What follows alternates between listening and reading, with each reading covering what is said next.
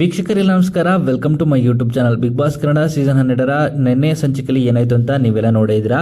ಎಲ್ಲರೂ ಕೂಡ ಸ್ಪಂದನ ಅವರು ಬಿಗ್ ಬಾಸ್ ಮನೆಯಿಂದ ಹೊರ ಹೋಗ್ತಾರೆ ಅಂತ ಊಹಿಸಿದ್ರು.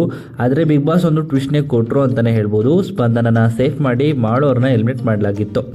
ಇನ್ನು ಬಿಗ್ ಬಾಸ್ ಮನೆಯಲ್ಲಿ ಈ ವಾರ ಗಿಲ್ಲಿ ಅವರು ಕ್ಯಾಪ್ಟನ್ ಆಗಿದ್ದಾರೆ. ಹಾಗೇನೇ ದಿನಸಿ ಪದಾರ್ಥಗಳನ್ನ ಪಡೆಯೋದಕ್ಕೆ ಒಂದು ಸಣ್ಣ ಆಕ್ಟಿವಿಟಿನ ಕೊಟ್ಟಿದ್ದಾರೆ ಅಂತಾನೆ ಹೇಳ್ಬೋದು.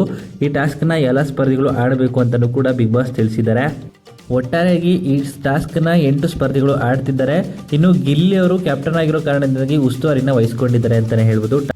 ಇನ್ನು ಬಿಗ್ ಬಾಸ್ ಆಕ್ಟಿವಿಟಿ ರೂಮ್ನಲ್ಲಿ ಟಾಸ್ಕ್ನ ಕೊಟ್ಟಿದ್ದಾರೆ ಅಂತಾನೆ ಹೇಳ್ಬೋದು. ಇನ್ನು ಆಕ್ಟಿವಿಟಿ ರೂಮ್ನಲ್ಲಿ ಇಟ್ಟಿರುವಂಥ ಟಿವಿಯಲ್ಲಿ ಏನು ಕಾಣಿಸುತ್ತೋ ಅದನ್ನ ಉಲ್ಟಾ ತಿರುಗಿಕೊಂಡು ಪೆನ್ನಲ್ಲಿ ಬರೀಬೇಕಾಗಿರುತ್ತೆ.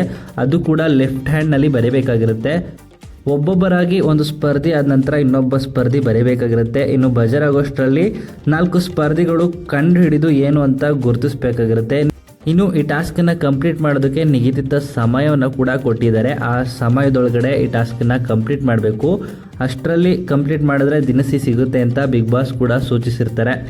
ಅದೇ ರೀತಿಯಾಗಿ ಎಲ್ಲರೂ ಕೂಡ ಈ ಟಾಸ್ಕ್ನ ಮಾಡ್ತಿದ್ದಾರೆ. ಧ್ರುವಂತ್ ಅವರು ಬರೆಯೋದನ್ನ ರಕ್ಷಿತ್ ಅವರು ಕಂಡುಹಿಡಿಬೇಕಾಗಿರುತ್ತೆ.